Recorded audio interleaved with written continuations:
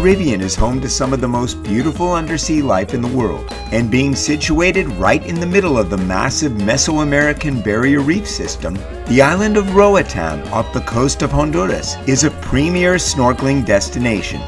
One of the things that I love about Roatan is that some of the best snorkeling is accessible from the shore, and here are my 5 favorite snorkel spots on or near the island.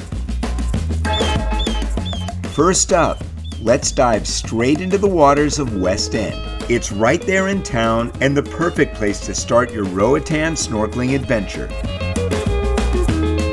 Most of the best snorkeling is along the rocks up the left side, where you'll be treated to tons of colorful coral, sea fans, and most importantly, fish. In West End, you'll see a variety of damsels, parrotfish, and even the occasional eagle ray and reef shark. It's where this little trunkfish took me on quite the tour. If you're up for it, there's a little adventure across the cove on the right side. Over here, near the mouth of the cove, you'll find the wreckage of a sunken single-man submarine. Now that's cool enough, but it's also a hangout for a giant moray eel. I dropped in for a visit and he came out to say hello. Judging by the size of this head, I'm guessing this eel is about 20 feet long. That'll put a spring in your flippers. Next up is a very short boat ride away from West End, to the West Wall. To get there, I booked a spot on a dive boat out of West End Divers, just off the shore by the docks. This is an affordable but unguided experience. They basically take you out, wait for the divers, and tell you when to be back to the boat. Located between West End and West Bay, the scenery out here is very different, mainly due to the incredible clarity. It's almost an open ocean feel, where the currents can pull you along the beautiful rocks and corals of the wall that marks the drop-off into the deeper waters. It was a little choppy when we were out here, but as you can see, it didn't affect the visibility, which is endless. The highlights out here for me were this lobster hiding in a cave. It was difficult to steady the camera, but there's its claw. And this baby turtle, hovering around with a bite taken out of its shell. I'm thinking a shark, or maybe even a boat propeller caused this. I'll never know, but it didn't seem to bother him. Nature abides. The next spot on this list is just a few kilometers away to the western end of the island, West Bay. This spot is absolutely primo, with some of the best snorkeling I've ever experienced. Entering on the left side of the beach, you can explore a seemingly endless reef here. I snorkeled West Bay several times on my trip and always found something new and interesting. It's popular, so coming early in the morning will give you not only amazing lighting, but you'll pretty much have the entire place to yourself.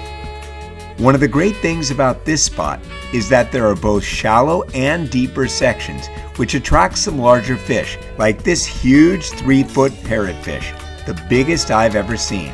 His jaws are so powerful, you could hear his teeth cleaning the rocks through the water. It's a living classroom where you'll see survival techniques like this peacock flounder that changes color 3 separate times to blend in with his surroundings. West Bay is a must for anyone coming to Roatan to snorkel. For my next 2 recommendations, you'll have to get on a boat, and they can be done as a package if you book an all-day tour. The first is the wreck of the Snyg, a small ship that sank 126 years ago off the north shore of the island near Crawfish Rock. What's the difference between a pile of scrap metal and a beautiful habitat for countless species of fish and coral? A few feet of water and about 125 years of work by nature to reclaim what's theirs. On August 18, 1899, she was hauling livestock under a Greek flag to the mainland when a fierce windstorm pushed her over the reef. As always happens, she was reclaimed by nature and turned into a thing of beauty.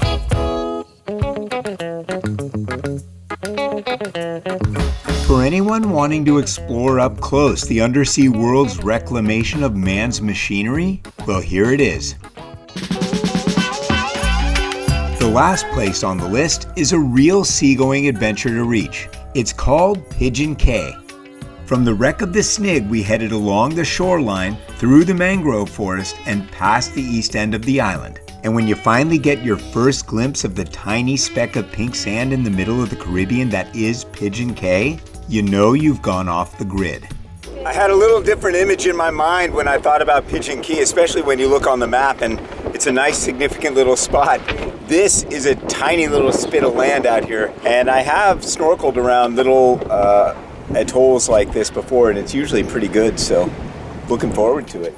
The water clarity here was the best I've ever seen, and visibility was infinite.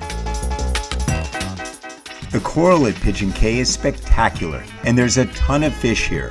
We even saw a couple of big sharks, but I was too slow on the camera, so they're just for the memory.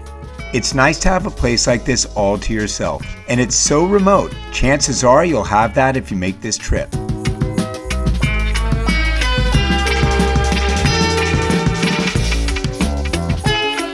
According to our guide, this was once a pretty verdant patch of sand, with plenty of trees and room to pitch a tent and camp. But time and tide have done its work on Pigeon Cay, and there's even less of it left than you see here. If you can manage to make it, it's a worthwhile visit.